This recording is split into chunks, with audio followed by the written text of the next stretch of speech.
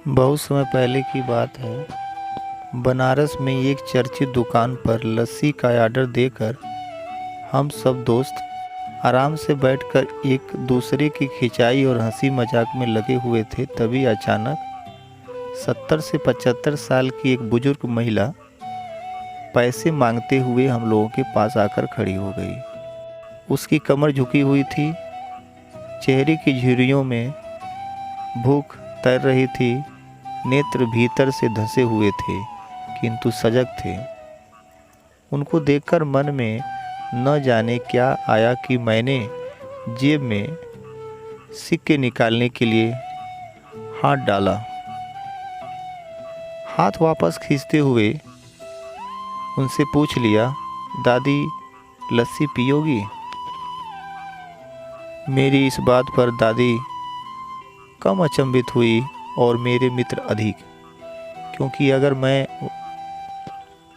उनको पैसे देता तो बस 5 या 10 रुपए ही देता, लेकिन लस्सी तो 25 रुपए की एक है।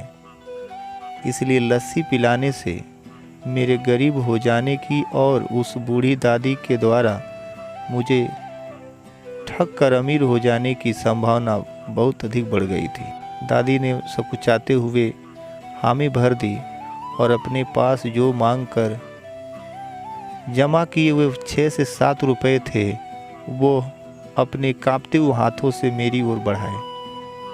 मुझे कुछ समझ नहीं आया तो मैंने उनसे पूछा, ये किस लिए?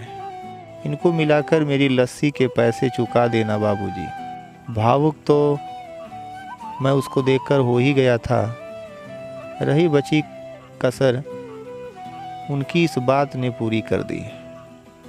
एकाएक मेरी आंखें छलछला आईं और भरभराए हुए गले से मैंने दुकान वाले से एक लस्सी बढ़ाने को कहा। उन्होंने अपने पैसे वापस मुट्ठी में बंद कर दिए और पास ही ज़मीन पर बैठ गई। अब मुझे अपनी लाचारी का अनुभव हुआ, क्योंकि मैं वहाँ पर मौजूद दुकानदार अपने दोस्तों और कई अन्य ग्राहकों की वजह से उनको कुर्सी पर बैठने के लिए नहीं कह सका। डर था कि कहीं कोई टोक ना दे, कहीं किसी को एक भीख मांगने वाली बूढ़ी महिला के उनके बराबर में बिठाए जाने पर आपत्ति न हो जाए। लेकिन वो कुर्सी जिस पर मैं बैठा था मुझे काट रही थी। लस्सी बूढ़ी दादी के हाथों आते ही मैं अपना कुल्हड़ पकड़कर दादी के पास ही ज़मीन पर बैठ गया, क्योंकि ऐसा करने के लिए तो मैं स्वयं स्वतंत्र था। इससे किसी को आपत्ति नहीं हो सकती थी।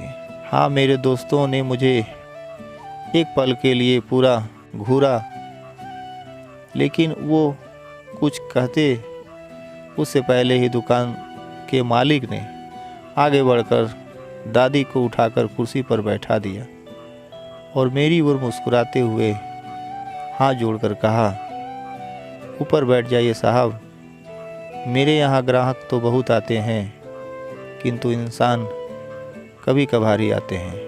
आज के एपिसोड में इतना ही।